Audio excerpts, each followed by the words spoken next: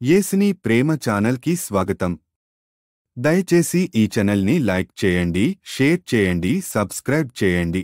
ప్రియ సోదరీ సోదరులారా, 73 కీర్తనతో నేటి పాఠం ప్రారంభమవుతుంది. 89 కీర్తన వరకు కీర్తనల్లో 3వ గ్రంథం కొనసాగుతుంది. ఇది లేవియ కాండానికి సరిపోల్చవచ్చు.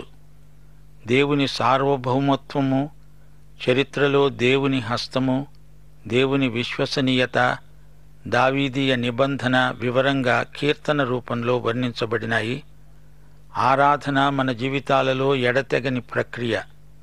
73 కీర్తనలో దేవుని ఆలయం కనిపిస్తుంది. ఈ కీర్తనల్లో లేవియ కాండం లక్షణాలు కనిపిస్తాయి. లేవియ కాండం మీకు జ్ఞాపకముందా? ఆ గ్రంథమంతటా మనకు 2 ప్రాముఖ్య సత్యాలు గోచరిస్తాయి. దేవుడు పరిశుద్ధుడు, రక్తము చిందించకుండా పాపక్షమాపణ కలగదు.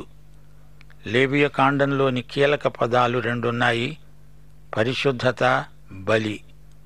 ఈ కీర్తనల 2వ గ్రంథంలో కూడా ఇవే అంశాలు పదే పదే పునరుక్తి అవుతాయి. 73 కీర్తన ఆసాపు కీర్తన. ఆసాపు ఎవరు? దావీదులాగే ఆసాపు కూడా గాయకుడు, సంగీతమందు ప్రవీణుడు. 73 నుండి 83 కీర్తన వరకు కీర్తనలన్నీ ఆసాపు రచించాడు. మొదటి వచనం: ఇశ్రాయేలు ఎడల, శుద్ధ హృదయుల ఎడల నిశ్చయముగా దేవుడు దయాళుడై ఉన్నాడు. శ్రోతలు గమనించండి. ఆసాపు దేవుని ఆలయంలో ప్రవేశించాడు. దేవుని దర్శనం పొందాడు. దేవుని జ్ఞానాన్ని అవగాహన చేసుకున్నాడు. దేవుడు దయాళుడు అని గ్రహించాడు. దేవుని జ్ఞానం మానవ జ్ఞానాన్ని మించినది. ఈ కీర్తన అంతా 2 అంశాలతో నిండిపోయి ఉంది. 1, విశ్వాసులు శ్రమల పాలైపోతున్నారు, దుర్మార్గులు వర్ధిల్లుతున్నారు. ఎందుకు? 2, దుర్మార్గుల ఐశ్వర్యం చూచి విశ్వాసులు మాకు అది లేకపోయనే అనుకుంటారు. ఈ 2 అంశాలను ఆసాపు కీర్తన చర్చిస్తుంది. దుర్మార్గుల ఐశ్వర్యం త్రుటిలో అంతరించిపోతుంది. ఇహలోక జీవితానికి, పరలోక జీవితానికి మధ్య విభజన రేఖ ఉంది. ఆ రేఖను సమీపించగానే ఐశ్వర్యం అంతరించిపోతుంది. విశ్వసనీయులకు రాబోయే ఘనత ఎంత విలువైనదో అప్పుడు బోధపడుతుంది. ఇప్పుడు ఐశ్వర్యం అనుకున్నది అప్పుడు చెత్త కంటే కనా కష్టమనిపిస్తుంది. ఇక్కడ విశ్వాసుల కష్టనష్టాలకు అక్కడ పరలోకంలో అమూల్యమైన బహుమానాలు లభిస్తాయి. అక్కడే మనకు నష్టపరిహారం లభిస్తుంది. పరలోకానికి మనము వెళ్ళిన తరువాత ఇహలోక సంబంధులు మనల్ని చూచి విలపిస్తారు. తాము కోల్పోయిన అవకాశాలకు గాను కన్నీరు కారుస్తారు. ధనికుడు లాజరును చూచి తన స్థితికి, లాజరు స్థితికి వ్యత్యాసాన్ని గమనించి ఎంతో కుమిలిపోయాడు. ఇప్పుడు 73 కీర్తన 2వ వచనం వినండి.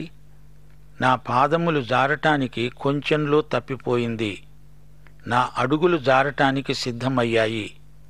భక్తిహీనుల క్షేమం నా కంటబడినప్పుడు గర్వం చేత వారిని బట్టి నేను మత్సరపడ్డాను, అసూయ చెందాను. వారు పుష్టిగా ఉన్నారు, వారికేమీ ఇబ్బందులు లేవు. వారు గర్వమే కంఠహారములాగా ధరించుకున్నారు. బలాత్కారమే వారి వస్త్రం. వారి కన్నులకు కొవ్వు ఎగదట్టింది. ఎగతాళిగా మాట్లాడతారు. ముఖం ఆకాశం తట్టు ఎత్తుతారు. నాలుకతో భూసంచారం చేస్తారు.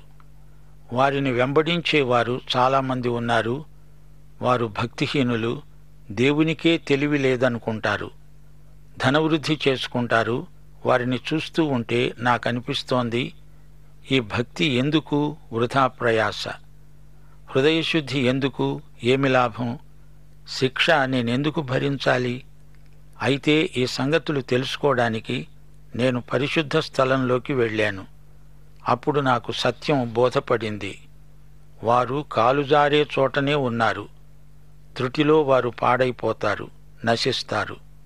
20వ వచనం: మేలుకున్నవాడు తాను కన్న కల మరిచిపోయినట్లు ప్రభూ, నీవు మేలుకొని వారి బ్రతుకును తృణీకరిస్తావు. ప్రియ శ్రోతలారా, దేవుని బిడ్డలకు ఎన్నెన్నో కష్టాలు వస్తాయి. ఎందుకు శ్రమలు వస్తాయంటే దానికి జవాబు ఎవ్వరూ చెప్పలేరు, దేవుడు చెప్పడు. చెప్పకపోయినా ఆయన యందు మనకు విశ్వాసమున్నది. పరలోకానికి వెళ్ళాక ఎందుకు అనే ప్రశ్నకు జవాబు దొరుకుతుంది. ఆసాపుకు ఇదే ప్రశ్న ఎదురైంది. తన చుట్టూరా దుర్మార్గులు అభివృద్ధి చెందుతున్నారు, సరదాగా తిరుగుతున్నారు. వారి విలాసాలు, వినోదాలు వారికి కృత్రిమ సంతోషాన్ని కలిగిస్తున్నాయి. దేవుని బిడ్డల శ్రమలు ఎక్కువవుతున్నాయి.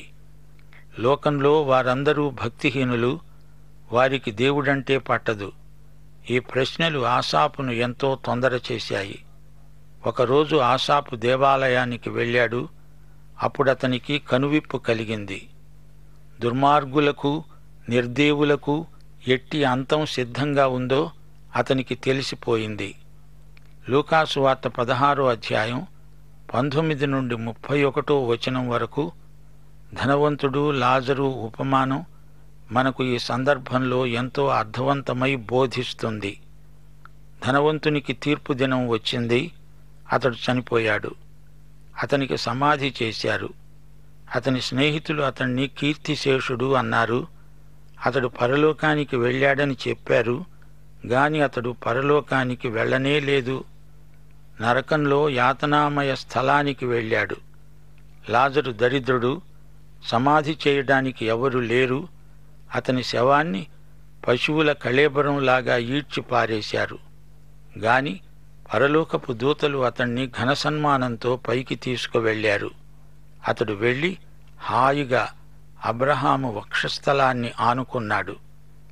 ప్రియశ్రోతలారా, ప్రభువును ఆనుకొని ఉండండి. లేకపోతే ఆసాపులాగా మీ మనస్సు ఛేదెక్కిపోతుంది. ఈ మర్మానికి జవాబు ఆసాపునకు దేవాలయంలో దొరికింది. దేవుడు అతనితో మాట్లాడాడు. మన ప్రశ్నలకు జవాబులు దేవుని వద్ద ఉన్నాయి. ఒకానొక రోజున దేవుడు మనకంతా బయలుపరుస్తాడు. ఆసాపు ఒకటి గ్రహించాడు. గర్విష్ఠులైన ధనికులు ఏవేవో కలలు కంటున్నారు. అవన్నీ కరిగిపోతాయి. కలలు కేవలం మానసికమైన ఊహలు. కలలు కల్లలు కాకూడదు. దేవుని సత్యం కల కాదు, వాస్తవం. ఆనందము, నిరీక్షణ దేవుని యందు మాత్రమే వాస్తవమవుతాయి. దేవుని యందలి అనుభవాలే వాస్తవాలు. ఆయనకు సన్నిహితంగా జీవించాలి. జీవితాన్ని గురించిన క్రైస్తవ దృక్పథం క్రీస్తు దృక్పథమే. అంతకు ముందు ఆసాపు మత్సరపడ్డాడు, వ్యాకులపడ్డాడు, పశుప్రాయుడయ్యాడు, మృగము వంటివాడయ్యాడు. అయితే ఇప్పుడు దేవుని వద్ద ఉన్నాడు. అతని కుడి చేతిని దేవుడు పట్టుకున్నాడు. 24వ వచనంలో అంటున్నాడు, దేవా, నీ ఆలోచన చేత నన్ను నడిపిస్తావు. తరువాత మహిమలో నీవు నన్ను చేర్చుకుంటావు. ఆకాశమందు నీవు తప్ప నాకెవరున్నారు? నీవు నాకుండగా లోకములోనిది ఏదీ నాకు అక్కర్లేదు. నీవు నిత్యము నా హృదయానికి ఆశ్రయదుర్గము. నీవే నా స్వాస్థ్యం. నాకు నీ పొందు ధన్యకరం. ప్రభూ యెహోవా, నేను నీ శరణు జొచ్చి ఉన్నాను. నీ సర్వకార్యాలు నాకు తెలియచేయి. ఇప్పుడు 74వ కీర్తన వినండి. ఈ కీర్తన దైవధ్యానం. దేవుడు తన బిడ్డలను కాపాడుతాడు. తన వాగ్దానాలను జ్ఞాపకం చేసుకుంటాడు. దేవుడు మనల్ని మరిచిపోడు. దేవునికి ప్రార్థన చెయ్యాలి. ఈ కీర్తన రాసింది ఆసాపు. ఈ కీర్తనలో కూడా దేవుని ఆలయం కనిపిస్తుంది. అయితే ఆ ఆలయాన్ని శత్రువులు అపవిత్రం చేశారు. ఆసాపు ఒక లేవీయుడు, దేవుని గుడారంలో సంగీత నాయకుడు. 1వ వచనం, దేవా, నిత్యము నీవు మమ్మును విడనాడావేమిటి? నీవు మేపే గొర్రెల మీద నీ కోపం పొగరాజుతున్నదేమిటి? ఎందుకు నీవు మా పట్ల ఇలా వ్యవహరిస్తున్నావు? నీ స్వాస్థ్యగోత్రమును నీవు పూర్వము సంపాదించుకొని విమోచించిన నీ సమాజాన్ని జ్ఞాపకానికి తెచ్చుకో. నీవు నివసించే ఈ సీయోను పర్వతాన్ని జ్ఞాపకానికి తెచ్చుకో. పాలస్తీనా దేశాన్ని, ఇశ్రాయేలు జాతిని మరచిపోవద్దు. శత్రువులు పరిశుద్ధ స్థలంలో ఉన్న సమస్తమును పాడు చేశారు. నిత్యము పాడైన చోట్లకు విజయం చేయి ప్రభు. నీ శత్రువులు నీ ప్రత్యక్షపు గుడారంలో ఆర్భటిస్తున్నారు. విజయధ్వజములని తమ ధ్వజాలను వారు ఎత్తి ఉన్నారు. ఇంతకు ఏమి జరిగింది? ఇదొక ప్రవచనం. అంటియోకస్ ఎపిఫనెస్ అనేవాడు దండెత్తి వచ్చాడు. అతడు సిరియావాడు. అలెగ్జాండర్ సేనాధిపతులు అతని తరువాత రాజ్యాన్ని 4 భాగాలు చేసుకున్నారు. వాటిలో ఒకదానికి అంటియోకస్ ఎపిఫనెస్ అధిపతి. క్రీస్తు పూర్వం 175లో యెరూషలేమును ముట్టడించాడు. దేవాలయాన్ని అపవిత్రం చేశాడు. దేవాలయంలోని పాత్రలన్నిటిలో పందిమాంసం వేశాడు. పరిశుద్ధ స్థలంలో జూపిటర్ ప్రతిమను నిలువబెట్టాడు. ఇదే దానియేలు గ్రంథం 8వ అధ్యాయంలోని వినాశనకరమైన హేయ వస్తువు. క్రీస్తు శకం 70లో రోమియుడైన టైటస్ వచ్చి దేవాలయాన్ని ధ్వంసం చేశాడు. ఈ విధంగా దేవుని ప్రవచనం నెరవేరింది. అయితే అది మళ్లీ పునర్నిర్మాణమవుతుంది. ఆసాపు చెబుతున్న ప్రవచనం నెరవేరుతుంది. శ్రమల కాలంలో దేవాలయం అపవిత్రమవుతుంది. ఎన్ని శ్రమలు వచ్చినా దేవుని ప్రజలు శేషిత జనాంగమై నిలుస్తారు. పరిశుద్ధ స్థలానికి అగ్ని ముట్టిస్తారు. నేలమట్టం చేస్తారు. మందిరాన్ని అణగదొక్కుతారు, కాల్చివేస్తారు. ఎంతకాలం ఇలా జరుగుతుంది? ఎంతకాలం శత్రువుల ఆగడం కొనసాగుతుంది? 12వ వచనం, పురాతన కాలం మొదలుకొని దేవుడు నా రాజై ఉన్నాడు. దేశములో మహారక్షణ కలుగజేసేవాడు ఆయనే. సముద్రాన్ని పాయలుగా చేసినవాడు, జలభుజంగముల శిరస్సులు పగులగొట్టినవాడు, మకరము యొక్క శిరస్సును ముక్కలుగా చేసినవాడు ఆయనే. అరణ్యవాసులకు ఆహారమిచ్చినవాడు, బుగ్గలను నదులను పుట్టించినవాడు, నిత్యము ప్రవహించే నదులను ఇంక చేసినవాడు ఆయనే. దేవా, పగలు నీదే, రాత్రి నీదే. సూర్యచంద్రులను నీవే నిర్మించావు. భూమికి సరిహద్దులను నియమించినవాడవు నీవే. వేసవికాలము చలికాలము నీవే కలుగజేశావు. 18వ వచనం, యెహోవా, శత్రువులు నిన్ను దూషణలు చేయడం, అవివేక ప్రజలు నీ నామమును దూషించడం మనస్సుకు తెచ్చుకో. దుష్టమృగానికి నీ గువ్వ యొక్క ప్రాణాన్ని అప్పగించకు. శ్రమనుందే నీ వారిని నిత్యము మరువకు. ఇశ్రాయేలు శేషిత జనాంగాన్ని కాపాడమని ఆసాపు ప్రార్థిస్తున్నాడు. దేవుడు నీకు నాకు ఇంతకంటే గొప్ప మేలు చేయగలడు. 22వ వచనం, దేవా, లే, నీ వ్యాజ్యం నడుపు. అవివేకులు దినమెల్లా నిన్ను నిందించే సంగతి జ్ఞాపకం చేసుకో. దేవుడు సర్వసమర్థుడు, సర్వశక్తిమంతుడు. అలాంటి దేవుణ్ణి మనము కలిగి ఉన్నాము. ఆయనను నమ్ముకున్న వారికి సమస్తము సాధ్యమే.